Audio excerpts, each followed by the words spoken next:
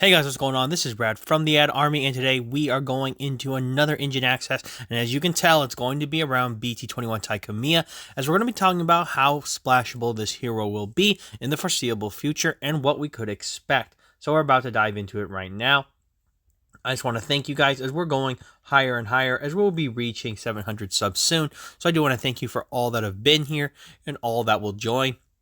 because I do really enjoy it, and it does help out make the Ad Army grow. So we're going to be jumping into it as we do a little recap on Tai Kamiya from BT-21. This is, of course, the secret rare. This one's important because at the start of your turn, it is a memory setter, and it has a pretty good effect where during your turn, when one of your Digimon attacks, you suspend Tai and you get to draw one, but during the main phase once per turn, it allows you to play one adventure or hero trade card with a play cost of 2 or less from your hand without paying the cost, and then for each of your Tamer's colors, you add 1 to this effect's play cost maximum. Then you return this Tamer to the bottom of the deck. For its security effect, you simply play it. But that's the key of looking at this card, because if at first it doesn't seem so splashable, but when you look at the context of both adventure and hero, this actually opens up to many different decks and many different archetypes. So I did want to mention that to you guys before we start, because it's very important to realize when a card actually can be splashable versus when it doesn't seem very splashable, as I do think future support for both of those strategies will come, and it can open up to new avenues for many decks.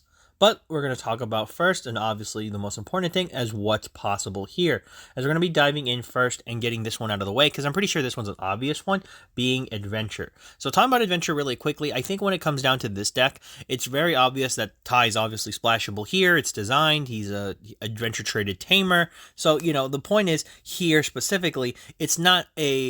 too hard to understand why it's so good. You actually can play this now in the deck, and Adventure is still a very solid strategy without Tai, but it gets even stronger with Tai, because Tai by himself allows you to play down any of your level 3 and or 3 or less Digimon. So pretty cool in that avenue, as Tai effectively allows you to play them down, giving you that avenue, giving you that ability, and giving you the possibilities to make your deck a lot better. And then in combination with the archetype, with all the different Tamers and different colors, it's very clear that you can get a lot of the cards down for cheap and for reduced play cost very easy. So it's very understandable why Tai is good here, and it doesn't really need much explanation, as well, the possibilities here go endless as we get more cards. Eventually we'll probably get an Adventure Omnimon, so it's very clear that this is good in the deck.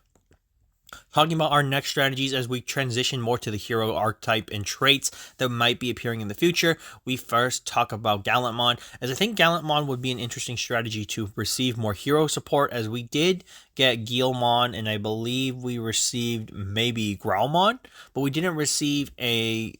what is it called? We didn't receive a War Growlmon or a Gallantmon with the hero trait yet, so there's possibilities for that in the future, and I do think that as the deck starts to round out with more hero trait, there probably will be an avenue to where this could be a possible inclusion in the deck. The main reason you'd want to even possibly play Tai, is that he does allow you to free play any hero traded cards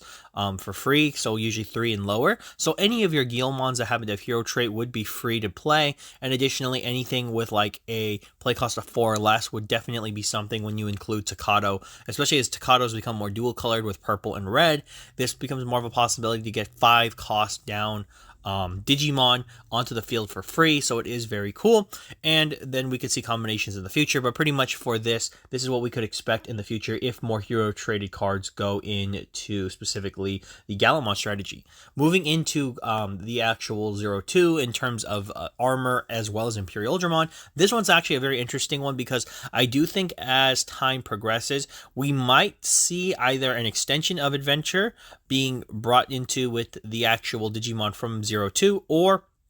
we might see a 02 deck. But the thing I'm wondering is if we get an Adventure trait for passed into specifically the Imperial and Armor lines as well as the other Digimon, we could see a big hybrid hodgepodge of Adventure extending. So this would be really cool to see, although I'm pretty sure 02 will probably become the trait. But the point is, if that does happen and these cards do become Adventure cards as well, there's a very good chance that Tai actually makes these decks extremely good. The main reason why is if you have more Vmons that happen to have the Adventure trait, one of the amazing things that Tai does offer is that he allows you to filter with the Armor Digimon when they attack, but also allows you to play them for basically, not the Armors, but play the Vmons down for free, roughly, when you would use its effect to bounce itself out and play down a bare minimum a 3-cost Digimon, and VMons are almost all 3-cost, so it'd be really cool to see the iteration of this with Tai in the deck. But also for Imperial, this could be a huge, because we didn't receive any Imperial support in BT-21, but I do know, and everybody who probably watched Cross Wars understands, the Imperial Ultramon did show up in the final season of Cross Wars, so this does, at least to me, showcase that there is a strong possibility, I mean the strong possibility, that there will be Imperial support based around the hero trait.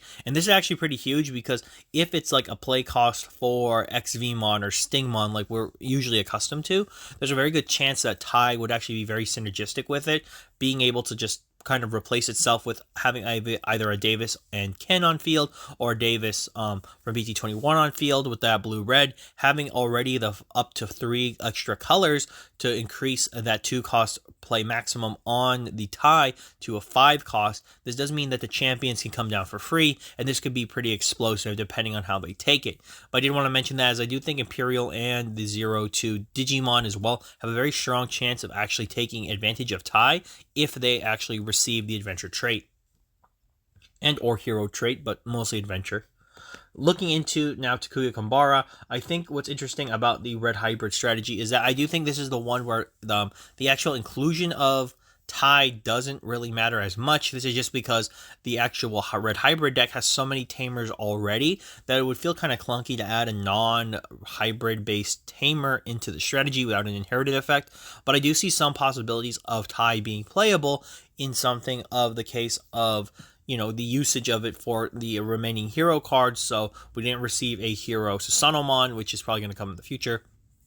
So, you know, there's a strong possibility that there will be more support focused around these traits mentioned on Tai, but I do think that for Red Hybrid, it's probably the least likely when it comes to being splashable with Tai, just because I think it doesn't need it actually as much as the other decks, because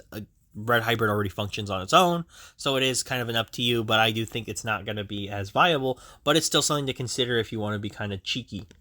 Moving into Hunters, I think Hunters obviously is going to be more splashable in the future with the usage of Tai. This is mostly going to be because I believe that when we receive more Hunter support, it's going to be the cross-up support we did not receive yet for like Tigeru's Arrestadramon, which is like the different forms it could take with the other Digimon. So I do think this stuff's going to happen in the future. Obviously, they're going to carry the Hunter trait, but I do think they're going to carry the Hero trait as well. So this probably opens up the avenue for more Digimon. Additionally, we'll probably receive Gumdramon having its cross-up forms as well, and it'll probably eventually be a deck where you only have to play Gumdramons as your level 3s. Now, the reason this is important, I think, is for Tai, is that as you look at the avenue of the new Hunter support, or technically the hero support from BT-21, the Arrestadramon from BT-21 can play down tamers with the Hunter or hero trait from the hand when it's played or digivolved. So what's interesting here is that Tai would be able to be played for free alongside like Tigeru, and in theory, the difference is, unlike with what you do with Tigeru, because Tigeru is going to stick to the field, the Tais are meant to come in and out so that you can continuously build higher with your stacks. So there are a possibility here where I think that Hunter will receive more hero-based traded support just to make sure that they can use this card in the future, as I do think this card will fit very well into the deck in the future if we get another like type of a Arrestadramon card where it allows you to play down hero traded tamers for free. It's going to be pretty strong in my opinion. I think this would be actually a very good deck for it to synergize with, because it does fix some issues with the deck and it makes it a little stronger.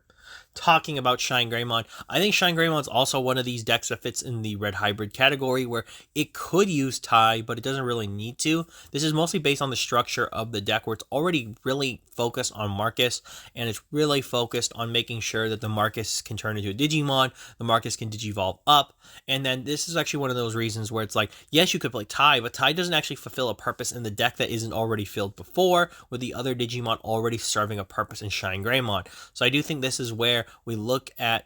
Tai and kind of be like, well, he doesn't really need to be in Shine Greymon. This is because Shine Greymon already takes care of itself so well. It would feel really strange to have a card in Shine Greymon that was to fulfill another purpose that doesn't actually need to do it for any other reason except existing, and the deck's already tight on space, so I do see this being a place where, yes, They could make more support focus around Hero to give to the deck, but as we can see with the Hero Rise Greymon, this one's more or less for the Hero archetype than it more or less is for Shine Greymon, but you could use it in both. But the point is, it's much more of a better Hero top end than it is a Shine Greymon top end because you have other options that you'd like to use. So like I said, very good, but yeah, pretty much I think Tai in this deck probably won't see as much usability just based on the fact that there's not enough space and it's very hard to play it out for free. Jumping into Crossheart, I think this is an interesting one because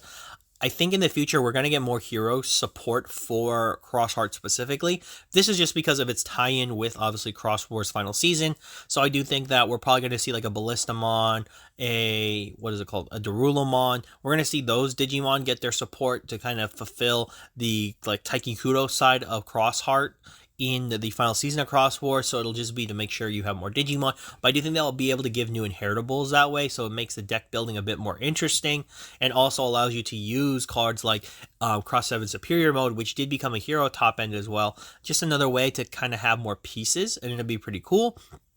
Additionally, I think when it comes to pure Crossheart and the actual like Digi-crossing strategies, I do think that when it comes down to the usage of something like Tai Kamiya, I don't see it really seeing as much play in the deck. This is just mostly because all of the other Taikikudos are all designed to work in the Crossheart strategy, whereas Tai Kamiya is really only designed to work in the hero traits and as with adventure. So this is where it's like, yes, you could play Tai, and he actually isn't that bad because a lot of the play costs 4 or lower Crossheart Digimon actually would benefit from it in a sense because Taiki usually has one color, but the new Taikikudo from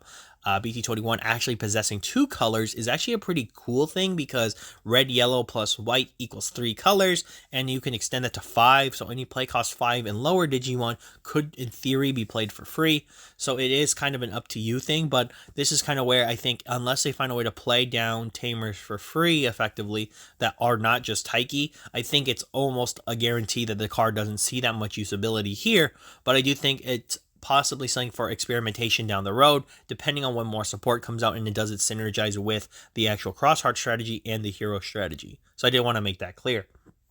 Finally, we get to our last branch, and this one actually fulfills multiple decks. These are just our extra protagonists that are featured with the hero trait, but also just talking about their usages in their deck. So starting off with Gamamon, Gamamon's actually really surprisingly a strong deck outside of its BT-21 support,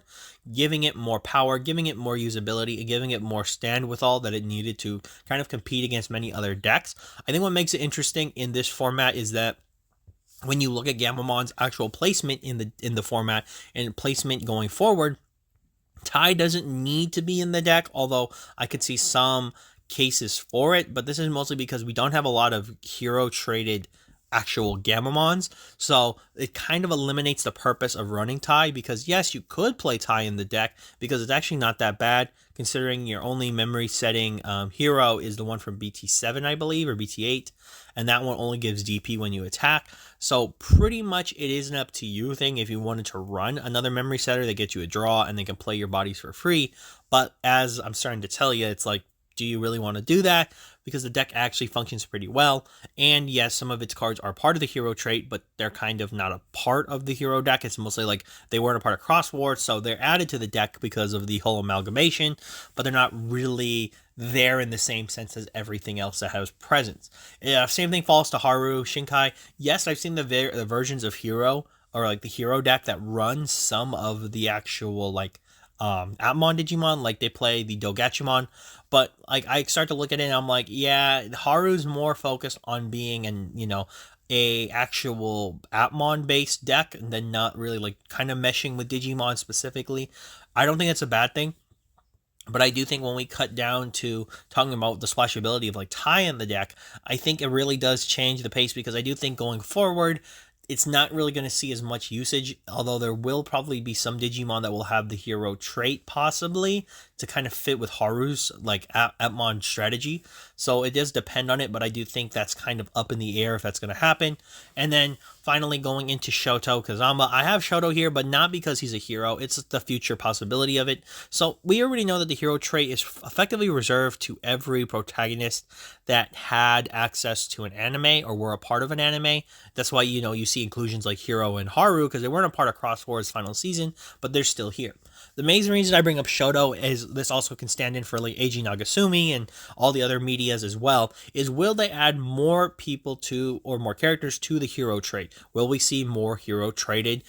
protagonists in the future outside of the ones we've already seen? And I do leave it up there for the final part, because if it does, there is a possibility to include more diversity to the hero strategy, as well as possibly the adventure strategy, depending on how they go about it, but more or less the hero strategy, incorporating more deck pieces from different archetypes so that the deck can be more diverse, and also being very interesting so that the actual Tai Kamiya can actually fit very well into the decks, supporting them and allowing them to use more pieces and allowing them to play out their stuff for free. But guys, that's all I've got for you today. When we look down at how splashable, Tai can be in a lot of these decks, it's really interesting to kind of navigate it, because I do think this is a very good card into the future as well, because I think this card has not hit its full stride. It's extremely powerful and is very representative of like the future of Digimon in terms of like the speed increase. So I do think this is a card that you should really look out for if, for whatever reason you're an investor, whatever reason you're a collector, whatever reason you want to play any of the strategies I mentioned today, or like play adventure at full power. I think this is a card you have to take notice of, because this card could easily be an extremely expensive card, like in immediacy, right? Like it could be an extremely expensive card overnight if you don't prepare ahead of time. And I do hope this video gets to you and explains to you why this card actually has the possibility to either go to the moon or jump very high and be a very splashable hero in many decks. But guys, this has been Brad from the Ed Army signing off, and for all of you out there, to sign on.